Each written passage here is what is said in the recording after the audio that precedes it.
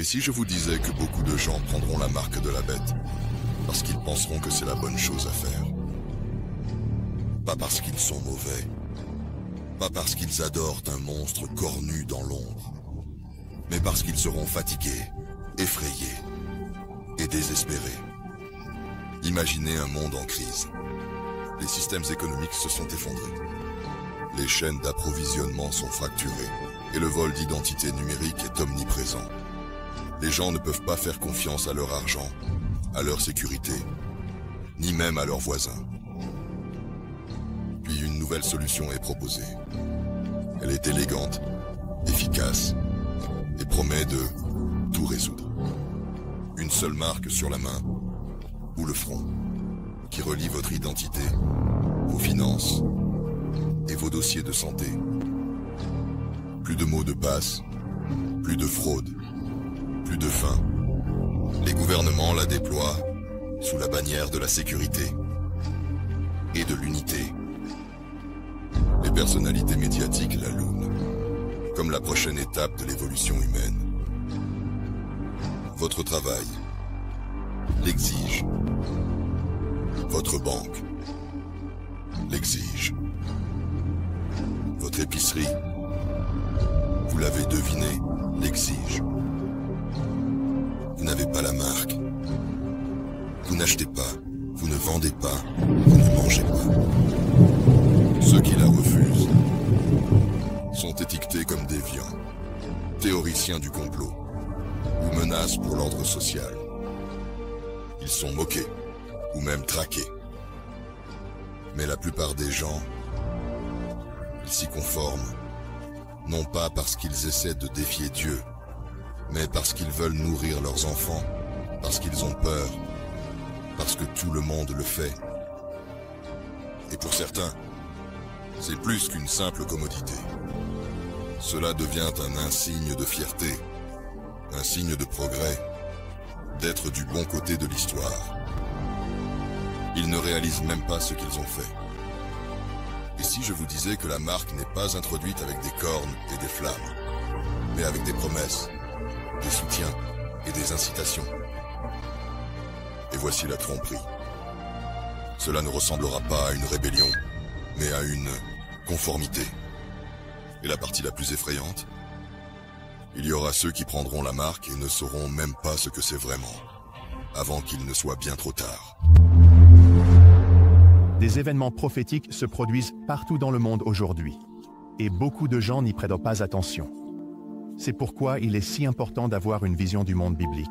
Chaque croyant devrait être conscient de ce qui se passe dans ce monde, car beaucoup de choses correspondent à la prophétie biblique de la fin des temps.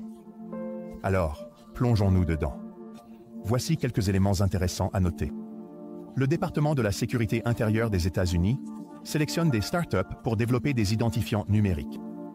Dans le monde entier, le travail sur les identifiants numériques s'accélère, les États-Unis étant le dernier pays à faire un pas en avant dans le développement. L'Australie adopte une loi sur l'identité numérique. La législation établira un système d'identité numérique à l'échelle de l'économie et permettra aux organisations financières et aux prestataires de postuler et de rejoindre la plateforme d'identité numérique du gouvernement. Les avantages de ce système seront un écosystème plus fort et plus sécurisé pour les utilisateurs en ligne. Et si vous allez en Europe, il y a des personnes en Suède qui ont commencé à se faire implanter des micropuces dans les mains. L'Antéchrist sera au pouvoir d'une économie mondialement connectée, où il sera un dictateur mondial unique qui contrôle les moyens de commerce. Et pour que les gens lui prêtent allégeance, il force les gens à prendre une marque, car sans cela, vous ne pouvez ni acheter ni vendre. Les bases sont très certainement en train d'être posées pour un leader mondial unique. La troisième chose prophétique qui se passe est le refroidissement des cœurs de beaucoup. C'est quelque chose que nous pouvons tous voir se dérouler devant nous. Le deuxième chapitre de Timothée, chapitre 3, parle des derniers jours. Et j'ai l'impression que le thème du chapitre est capturé dans le premier verset. Car la Bible dit « Mais sachez ceci, il y aura des temps difficiles dans les derniers jours. » La traduction amplifiée dit « Mais comprenez ceci, que dans les derniers jours, des temps dangereux de grand stress et de troubles viendront, des jours difficiles qui seront difficiles à supporter. » En lisant le chapitre, plusieurs choses deviennent claires. Dans les derniers jours, il y a un rejet total de Dieu dans ce monde. Tout ce que la parole de Dieu représente sera rejeté. Il y aura un moment où les gens voudront se faire chatouiller les oreilles. Ils voudront un évangile qui donne la bénédiction, mais ne nécessite pas de repentance. Ils veulent un évangile qui prêche la prospérité, au lieu d'une vie de sacrifice. Et il y en a beaucoup de cela maintenant. Beaucoup de gens préfèrent se faire chatouiller les oreilles, plutôt que de recevoir l'évangile pur qui pénétrera le cœur et remettra en question chaque comportement pécheur dans votre vie. Maintenant, pour ajouter à la corruption qui sera dans le monde, 2 Timothée 3 nous dit qu'il y aura un effondrement total de la société parce que les gens seront traîtres, téméraires, calomniateurs, brutaux, désobéissants envers leurs parents, abusifs et sans maîtrise de soi. Pas de règles, pas d'absolus, moraux, aucune contrainte, de quelque sorte que ce soit. Chacun fera ce qui est juste à ses propres yeux, et malheur à la personne qui ose remettre en question les choix de vie de quiconque.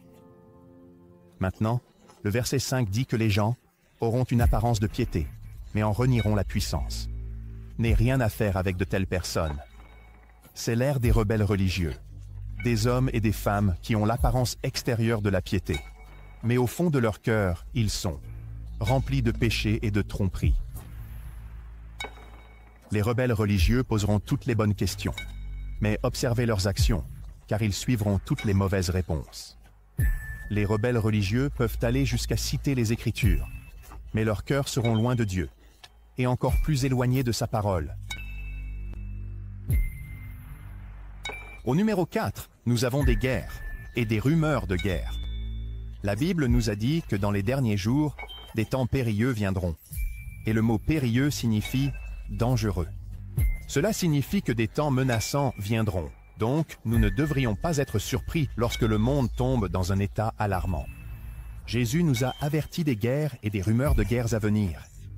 Il nous a avertis que nation s'élèvera contre nation. Dans les nouvelles aujourd'hui, presque chaque autre histoire concerne toujours le potentiel d'une guerre mondiale, le reportage d'un conflit potentiel ou le reportage d'un conflit existant. Mais je voudrais vous dire que dans ces temps incertains, vous ne devriez pas vous inquiéter, car la parole de Dieu nous a déjà dit l'avenir. Nous savons ce qui va arriver. Nous savons comment tout cela se termine.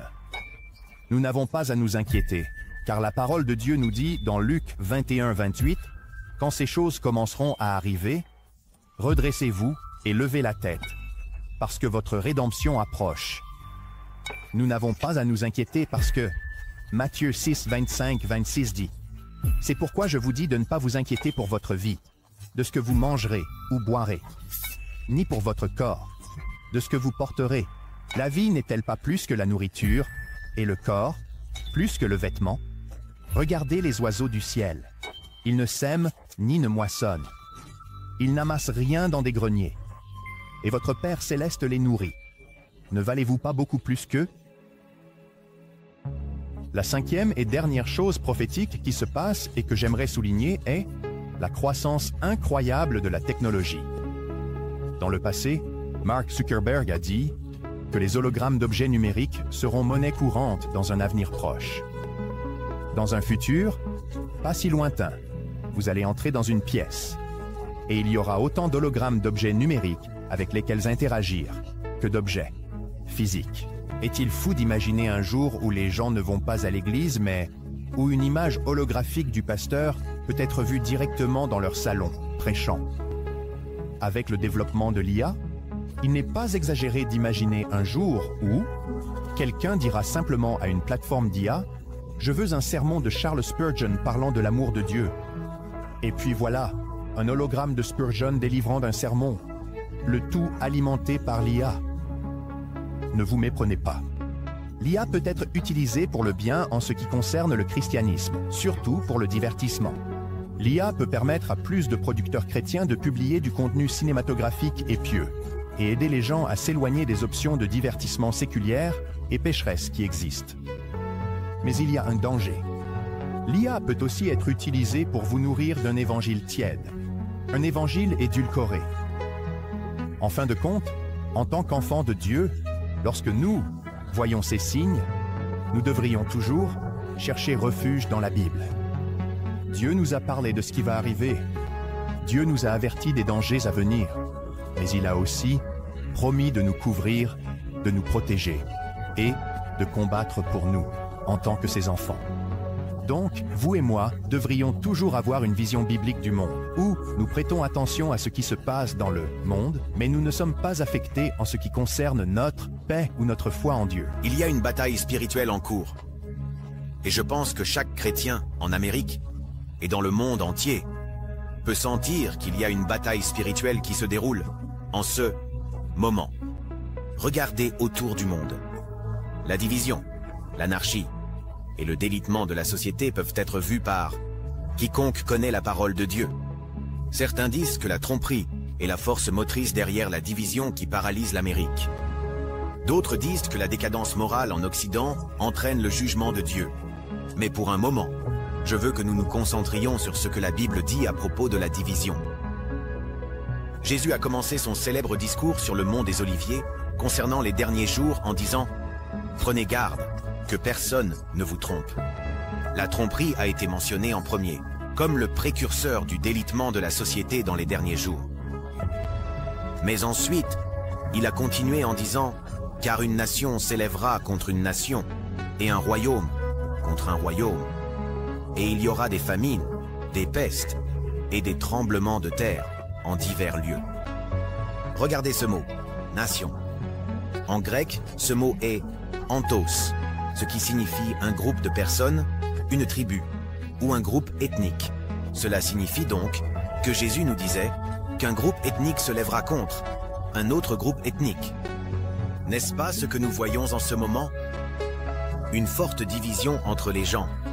Les croyances politiques d'un voisin sont ici, tandis que les croyances politiques d'un autre voisin sont là.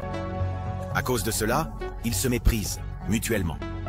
Ou une forte division entre certains croyants même. Les baptistes contre les réformés. Cette dénomination est contre cette dénomination. Les jours que nous vivons sont différents. La Bible nous dit que dans les derniers jours, des temps périlleux viendront. En tant que chrétien, à mesure que vous grandissez et mûrissez, il viendra un moment où vous devrez augmenter vos connaissances. La Bible dit « Mon peuple périt faute de… » Quoi? Un manque de connaissances. Un manque de connaissances est une chose dangereuse. Et voici pourquoi c'est si dangereux. C'est dangereux parce que cela signifie que vous êtes dans un combat, sans armes, sans vision. La vie chrétienne, pour le dire simplement, est un combat. C'est simplement ce que c'est. C'est pourquoi on nous dit de combattre le bon combat. C'est pourquoi on nous dit que nous luttons contre les principautés. C'est pourquoi la Bible dit « Celui qui persévère jusqu'à la fin, celui qui persévère ou tient ferme jusqu'à la fin, sera sauvé. » En lisant entre les lignes, tout cela me dit que lorsque je choisis de suivre Christ, je m'engage dans son armée. Je m'engage à combattre. Alors, comment pouvez-vous être dans un combat sans connaissance de votre ennemi?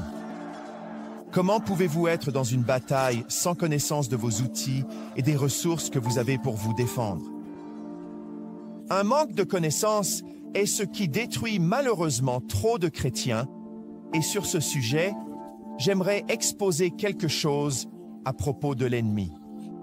Votre ennemi. Je veux que vous sachiez contre qui vous vous battez. Mais plus important encore, je prie pour que ce message éveille votre esprit et vous incite à vous préparer pour la bataille. Et alors que je commence, gardez cette pensée à l'esprit. En tant qu'enfant de Dieu, vous combattez à partir d'une position de victoire. Vous ne combattez pas pour la victoire, mais à partir d'une position de victoire, parce que la bataille a déjà été gagnée par notre Seigneur et Sauveur, Jésus-Christ. Maintenant, il y a des hiérarchies dans le royaume des ténèbres. Dans la traduction amplifiée de Matthieu 12, 26, la Bible dit « Si Satan chasse Satan, c'est-à-dire ses démons, Il est divisé contre lui-même et désuni. Comment alors? Son royaume subsistera-t-il? Donc, à partir de ce verset, nous comprenons que le diable a un royaume, qui est le royaume des ténèbres. Ce royaume est quelque peu unifié dans son opposition au royaume de Dieu. Et enfin, dans le royaume des ténèbres, comme dans tout royaume, il y a un pilier de pouvoir. Il y a une chaîne de commandements. Il y a des rangs dans un royaume. Voici comment nous pouvons rassembler le fait qu'il y a des hiérarchies dans le domaine démoniaque. Éphésiens 6:12 dit « Car nous n'avons pas à lutter contre la chair et le sang, mais contre les principautés, contre les puissances, contre les dominateurs des ténèbres de ce monde, contre les esprits méchants dans les lieux célestes. » C'est une liste d'ennemis spirituels, des principautés, des dominateurs des ténèbres, des esprits méchants. Quelle que soit la façon dont vous interprétez ce verset, l'indication est certainement qu'il semble y avoir un ordre hiérarchisé dans le royaume des ténèbres. Il y aura un niveau supérieur de force spirituelle maléfique, en dessous du diable. Et je crois que ce sont les principautés. Si vous vous souvenez de l'histoire de Daniel, il a prié et prié pendant 21 jours. Et lorsque l'ange est finalement venu pour lui apporter sa réponse, Daniel 10, 12, 13 dit « Puis il me dit, n'aie pas peur, Daniel. Car dès le premier jour où tu as eu à cœur de comprendre et de t'humilier devant Dieu, tes paroles ont été entendues. Je suis venu à cause de tes paroles. Cependant, le prince du royaume de Perse m'a résisté pendant 21 jours. Mais voici, Michel, l'un des principaux princes, est venu m'aider parce que j'avais été retenu là-bas avec les rois de Perse. » Le prince du royaume de Perse, ce n'était pas un simple soldat de base. C'était une principauté qui bloquait la prière de Daniel. Ce n'était pas un démon ordinaire, mais une principauté suffisamment puissante pour nécessiter l'intervention de l'archange Michel. C'était un pouvoir maléfique de rang supérieur. Maintenant, malgré ses rangs dans le royaume des ténèbres, le royaume de Dieu a naturellement son propre ordre des choses. Notre Dieu est un Dieu d'ordre, et il a un nombre incalculable d'anges disponibles pour accomplir sa volonté. Certains anges sont créés simplement pour adorer. D'autres sont des messagers. Mais remercions Dieu d'avoir des anges guerriers à notre disposition. L'ange qui a apporté une réponse à Daniel a dit « Le prince du royaume de Perse m'a résisté pendant 21 jours. Mais voici, Michel, l'un des principaux princes, est venu m'aider parce que j'avais été retenu là-bas avec les rois de Perse. » Bien que le prince de Perse ait tenté d'empêcher l'ange de livrer la prière de Daniel, il n'était toujours pas de taille face à Michel, l'archange. Et donc, le prince de Perse est évidemment un esprit territorial de haut rang. C'est très différent du type de démons que l'on trouve ailleurs dans la Bible. Des démons qui causent des maladies ou des infirmités. Luc 8, 1, 2 dit « Peu de temps après, il parcourut les villes et les villages, proclamant et annonçant la bonne nouvelle du royaume de Dieu. Et les 12 étaient avec lui, ainsi que quelques femmes qui avaient été guéries d'esprits mauvais et d'infirmités. Marie, appelée Madeleine, de laquelle étaient sortis 7 démons. » La Bible dit « Des femmes qui avaient été guéries d'esprits mauvais et d'infirmités », ce qui signifie qu'il existe un type de démon qui apporte la maladie et la maladie. Alors, comment devons-nous interpréter tout cela et le comprendre dans nos propres vies chrétiennes? Eh bien, tout d'abord, nous devons savoir qu'il y a des rangs dans le royaume des ténèbres. Plus nous devenons forts dans la foi, plus l'opposition est forte. Mais quand vous avez la connaissance, vous savez que Jésus-Christ surpasse chaque démon, chaque principauté, chaque dirigeant des ténèbres, y compris le diable. Jésus-Christ les surpasse tous. Sans connaissance, vous périrez selon la Bible. Vous périrez parce que vous deviendrez craintif. Et la peur n'entre vraiment que parce que vous avez retiré Jésus-Christ de l'équation. Bien sûr, vous deviendrez craintif à l'idée de combattre les principautés du mal par vous-même. Bien sûr, vous serez craintif à l'idée de combattre les démons par vous-même. Mais quand vous avez la connaissance, vous n'aurez pas peur. Quand vous avez la connaissance, vous ne périrez pas. Quand vous avez la connaissance que Jésus-Christ détient le pouvoir absolu sur toute chose, alors vous ne périrez pas. Quand vous avez la connaissance que Christ surpasse le membre le plus haut placé du royaume des ténèbres, alors vous éliminez la peur. C'est pourquoi il est si important de connaître la parole de Dieu, car la Bible dit dans Jacques chapitre 2, verset 19, « Tu crois qu'il y a un seul Dieu. Tu fais bien. Même les démons croient et tremblent. » Même les démons tremblent quand vous impliquez Dieu. Vous ne devriez pas être poussé à la peur ou à l'inquiétude à cause du royaume des ténèbres. La Bible dit dans Luc 10, verset 17, « Les 70 revinrent avec joie, disant, « Seigneur, même les démons nous sont soumis en ton nom. » Rien que le nom de Jésus-Christ détient assez de pouvoir pour vaincre le diable. Son nom seul porte du pouvoir. Alors je vous encourage à combattre depuis une position où vous savez que vous pouvez invoquer le Fils de Dieu, celui qui a le rang le plus élevé au-dessus de tout. Vivez avec liberté et audace. Oui, vous devrez peut-être combattre un démon à un moment donné. Vous devrez peut-être combattre un chef de la méchanceté à un moment donné. Mais si Dieu est pour nous, qui peut être contre nous? Même le diable lui-même est un ennemi vaincu. Je voudrais terminer avec quelques mots de combat, un verset que vous devriez connaître. En menant ce bon combat de la foi. Luc 10, verset 19 dit, « Écoutez attentivement. Je vous ai donné le pouvoir que vous possédez maintenant de marcher sur les serpents et les scorpions, et la capacité d'exercer l'autorité sur toute la puissance de l'ennemi, Satan, et rien ne pourra en aucune manière vous nuire. » Nous avons l'autorité par le nom de Jésus-Christ. Nous avons l'autorité par le sang de Jésus, par la foi. Cette autorité est ce que nous devons exercer, et c'est le type de connaissance que nous devrions avoir. Les portes de l'enfer ne peuvent pas prévaloir. Elles ne prévaudront pas parce que nous avons la connaissance. Nous avons la connaissance de l'autorité qui nous est donnée par Christ. Nous savons que nous sommes habilités par le Saint-Esprit à vaincre le diable. Nous savons que Dieu a des anges campés tout autour de nous. Il y a un périmètre divin qui te protège, toi et moi, en tant qu'enfants de Dieu. Pour conclure, si jamais tu te trouves attaqué à un moment de ta vie, souviens-toi d'Éphésiens 6, versets 10 à 12, qui dit « Enfin, fortifiez-vous dans le Seigneur et dans la force de sa puissance.